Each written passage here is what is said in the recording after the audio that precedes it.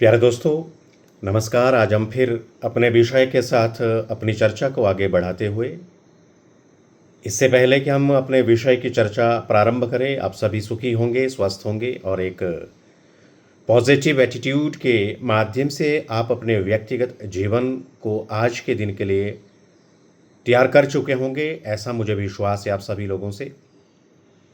देखिए, यदि प्रकृति में जैसे दिन और रात है, इस नेचर में और अपने धर्म के अनुसार अपनी ड्यूटी जो भी इन दोनों पड़ावों का जो कार्य है, चाहे वो रात्रि का हो चाहे वो दिवस का हो, उसमें प्रकृति उसी रूप में अपना कार्य करती है।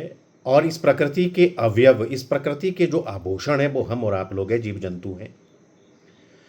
यदि हम मानवीय शरीर में हैं तो हमारे पास चेतना है, हम और आप लोगों के पास उचित अनुचित, क्या सही है क्या गलत है, इस विषय को समझने की बुद्धि हमारे पास होती है। और इसी कुशाग्रता के साथ हम नित्य प्रति अपने जीवन को एक अच्छे रूप में लाने का प्रयत्न करते हैं समाज के समक्ष। मुझे पूर्ण विश्वास है आप सभी इसी वैचारिकी से अपने जीवन को आगे ले जा रहे होंगे और एक निर्णय ले चुके होंगे, ऐसा मुझे विश्वास है। 2 दिन पहले, क्योंकि 2 दिन छुट्टी के थे, तो 2 दिन पहले हमने चर्चा एक जगह जो है वो समाप्त की थी कि जो इंडस वैली सिविलाइजेशन है, जो भारतीय सभ्यता है, उसका डिक्लाइन कैसे हुआ, उसका पतन कैसे हुआ, वो विनष्ट कैसे हुई, वो लुप्त कैसे हुई। तो उसके पीछे हमने कुछ कारण आप लोगों को बताए थे प्यारे दोस्तों, कि एनवायरमेंटल जो चेंज है, जो पर्यावरणीय जो परिवर्तन है, और साथ में कुछ अन्य ऐसे एग्जाम्पल्स हमने दिए थे, चाहे वो इन्वेंशंस हों, चाहे वो इन्वेडर आए हों, चाहे एनवायरमेंटल जो फैक्टर्स रहे हों, ऐसे अनेक चीज़, चाहे वो कुछ ऐसी दैवीय शक्तियाँ रही हों जिससे इस जो सभ्यता का जो है वो डिक्लाइन हुआ। और उसके पीछे भी हमने कहा कि जो इंटरनल कॉन्फ्लिक्ट है और कुछ अदर पॉइंट्स ऑफ पॉसिबिलिटी है, इसकी जो क्लाइमेट शिफ्ट्स हैं और जो course of the Indus river है, इंडस रिवर का जो स्रोत है वो बदल गया, उससे हो सकता है कि इसका जो है डिक्लाइन हुआ। अभी शोध जारी है, ये केवल अंतिम परिभाषा नहीं है इसकी कि ऐसा हुआ होगा। निरंतर बिल्कुल आगे, ये आगे कुछ ना कुछ और हमें प्रमाण देंगे, जो हमारे शोधकर्ता है, जो हमारे विशेषज्ञ हैं, जो आर्काइव के क्षेत्र में हैं, जो हिस्टोरियन हैं, जो एनवायरमेंटल से साइंस से संबंधित है, जीआईएस से संबंधित हैं, जो एक्सकेवेशन के माध्यम से खुदाई से मिले अवशेषों द्वारा यह सिद्ध करने का प्रयत्न करते हैं कि जो हम और आप लोगों की जो भारतीय सभ्यता है वो 1300 ईस्वी पूर्व के आसपास जो है वो हम और आप लोगों के बीच में एक विमर्श का कारण बना कि इस सभ्यता का विनाश कैसे हुआ। और थियरियों के अनुसार जो व्याख्याएं की गई है हमारे इतिहासकारों के माध्यम से, उससे लगा कि कुछ पर्यावरणीय कारक भी हो सकते हैं। इंडस नदी का जो परिवर्तन हुआ है, चाल का जो कोर्स का, उससे जलवायु परिवर्तन से भी हो सकता है कि हमारी इस भारतीय सभ्यता का जो है वो विनाश या पतन हुआ होगा। और जबकि जो दूसरे इन्वेंशन है, उन्होंने कहा कि जो आंतरिक संघर्ष हम और आप लोगों की रहे हमारे समाज में, उस कारण से भी हो सकता है कि हमारी इस भारतीय सभ्यता का जो है वो डिक्लाइन हुआ होगा। सटीक कारणों के उपरांत भी अभी तक जो हमारी भारतीय सभ्यता है, ये जो है, ये हम और आप लोगों के देश में जितने भी इतिहासकार हैं, जितने भी पुरातात्विक विषय के जो विशेषज्ञ हैं, जितने भी जो मानवशास्त्री हैं, समाजशास्त्री हैं, जितने भी जो हमारे पर्यावरणविद हैं, या जो जीआईएस से संबंधित जो हमारे विशेषज्ञ हैं, जो केवल इसी दिशा में अपना काम कर रहे हैं, उनके लिए एक नए चैप्टर की शुरुआत हो गई है ये, कि हम कैसे अपनी इस सभ्यता के बारे में और प्रमाण जुटाएं, जिससे हम इस निर्णय तक पहुंचे कि जो इंडस जो वैली सिविलाइजेशन है, जो भारतीय सभ्यता है, उसका पतन जो है लगभग 1300 ईसा पूर्व जो है वो शुरू हो चुका था या हुआ था। तो जब 1300 ईस्वी पूर्व इसका पतन हो गया, तो फिर उसके बाद कौन सा काल आया। अब हम और आप लोगों के बीच में ये बड़ा चर्चा का विषय बना।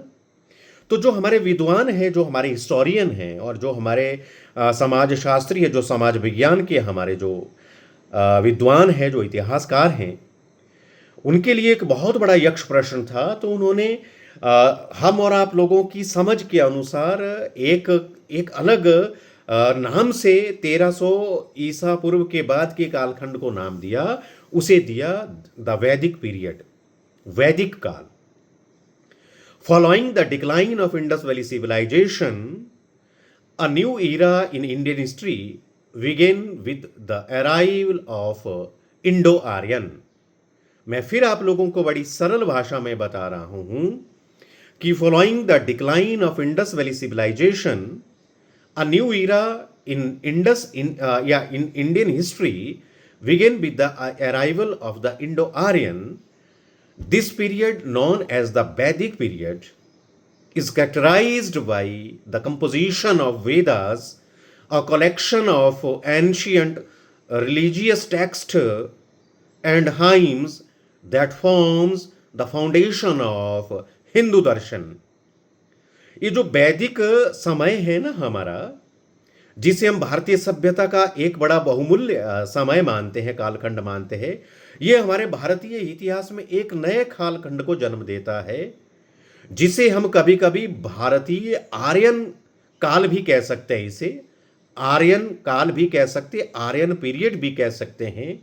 और ये जाना गया वेदों के काल से, और जिस काल में जो है, जो हमारे जो रिलीजियस टेक्स्ट हैं, जो धार्मिक जो हमारे कॉन्टेक्स्ट हैं उन पर, और जो हमारे मंत्र हाइम्स हैं, जो ऋचाएं हैं, उनको हम देखते हैं, और उन ऋचाओं में हम हिंदू दर्शन को देखते हैं। अब प्रश्न उठता है, हिंदू धर्म नहीं है, दर्शन है। दर्शन का मतलब है हम अपने जीवन को किस नियम से यापित करें, हम कैसे अपने जीवन को प्रिंसिपल्ड होकर के उसको लीड करें। इसे हिंदू दर्शन कहते हैं, इसे हिंदुत्व कहते हैं। हिंदू जो है वो मत पंथ या संप्रदाय नहीं है। दोबारा मैं 3 शब्दों का प्रयोग कर रहा हूं, युवा साथियों, आप बिल्कुल ध्यानपूर्वक से सुने। जो हिंदू है वो मत नहीं है, पंथ नहीं है, संप्रदाय नहीं है। हिंदू एक ऐसी जीवन पद्धति, एक ऐसा नियम है जिसमें यह बताया गया है कि हम और आप लोगों को अपने जीवन को कैसे व्यतीत करना चाहिए, जीवन के प्रति हमें कैसे सचेत रहना चाहिए, जीवन के प्रति हमें कैसे प्रिंसिपल्ड होकर के रहना चाहिए। यह है हिंदू दर्शन। ये वैदिक पीरियड में इसका जो है प्रणयन हुआ। जब हम कहते हैं कि जो हमारी भारतीय सभ्यता है उसका डिक्लाइन 1300 ईसा पूर्व के आसपास, एक इतिहासकारों के लिए एक नया अध्याय जुड़ गया। वो उसके लिए भी अभी तक शोध चल रहा है, इसका कोई एंड नहीं हुआ है। हो सकता हम इससे पीछे तक जाए। उसके बाद जब वैदिक पीरियड आए तो उस वैदिक काल में क्या क्या हुआ, जो हमारे जो रिलीजियस जो टेक्स्ट हैं, जो हाइम्स हैं, जो मंत्र ऋचाएं हैं, उनमें हिंदू दर्शन को जो है वो रखा गया। हिंदू का मतलब है जीवन को जीने की कला, जीवन को जीने की पद्धति, सिद्धांतिक दृष्टि से, नियम की दृष्टि से। और उसमें जो टेक्स्ट हैं उन्हें डिवाइड किया गया 4 मेन टेक्स्ट में, 4 मुख्य भागों में। ये पहले भी मैं आप लोगों को बता चुका हूं। The Rigveda, the Yajurveda, the Samaveda and the Atharvaveda. ये 4 वेदों में हमने वैदिक काल के जो रिलीजियस टेक्स्ट थे और जो हाइम्स थी, जिसमें वैदिक काल में हिंदू दर्शन को जो है समाज के सामने रखा गया है, उसमें कंपोजिशंस हैं जो हैं ऐसी कंपोजिशंस जिसमें रिलीजियस टेक्स्ट हैं। उन कंपोजिशंस को 4 भागों में डिवाइड कर दिया, ऋग्वेद, यजुर्वेद, सामवेद और अथर्ववेद। इनके माध्यम से जो है हम इस कालखंड को जानते हैं। ये विशेष रूप से हमारे विषय के जो हैं एक ऐसे प्रासंगिक आधार रहे जिसमें हम कह सकते हैं कि हमारी जो भारतीय संस्कृति है, जो हमारा भारतीय जो ट्रेडिशन परंपरा है, वह ईसा पूर्व 1300 ईस्वी के बाद एक कंपोजिशन रूप में आया। एक टेक्स्ट रूप में आया। कहने का अर्थ है आज यदि 2000 वर्ष 25 है, सन 2025 में आपने प्लस करना है 1300 वर्ष, जो जोड़ करके निकलता है वहां से हम लोग भाषा के ज्ञाता हो चुके थे।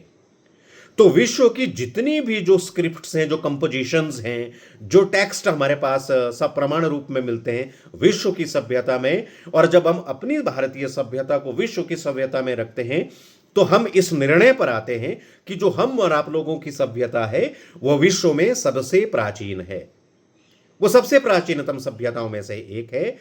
यही कारण है कि हम और आप लोग वर्ल्ड्स ओल्डेस्ट सिविलाइजेशन है।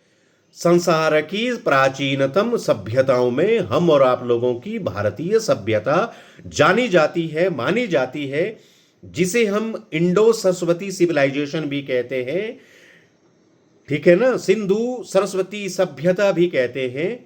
और उसका प्रारंभ अभी तक जो प्रमाण हमारे पास है, उसके जो हमें प्रमाण मिलते हैं वो ईसा पूर्व 3300 वर्ष से लेकर के ईसा पूर्व 1300 वर्ष तक ये जो है इस सभ्यता के प्रमाण हमें मिलते हैं। उसके बाद उसके डिक्लाइन का जो एक पीरियड शुरू होता है, डिक्लाइन के पीछे भी हमने क्लाइमेट शिफ्ट बोला, एनवायरमेंटल जो हमने फैक्टर्स बोले, उसके बाद कुछ ऐसे इंटरनल जो है कॉन्फ्लिक्ट्स है इन्वेंशन के माध्यम से, वो हमने चर्चा की। तो अतः कहा जा सकता है जो हम और आप लोगों की सभ्यता है, यदि काल क्रमानुसार भी हम इसका गवेषणा करें, इसका विश्लेषण करें, इसका एनालिटिकल जो है जो स्टडी करें, उसके उपरांत हम इस निष्कर्ष तक पहुंचते हैं कि हम और आप लोगों की जो भारतीय सभ्यता है वो वर्ल्ड्स ओल्डेस्ट सभ्यता है, सिविलाइजेशन है। आज हमने ईसा पूर्व 1300 के बाद जो है उस कंपोजिशन के बारे में चर्चा की, लगभग 12 मिनट की। आप इसे अवश्य सुने। आपका दिन शुभ रहे, आप स्वस्थ रहें, जहां जहां भी आप हैं आप तरोताजा होकर के एक नई शक्ति के साथ अपने दिन की शुरुआत करें। इसी कामना के साथ नमस्कार।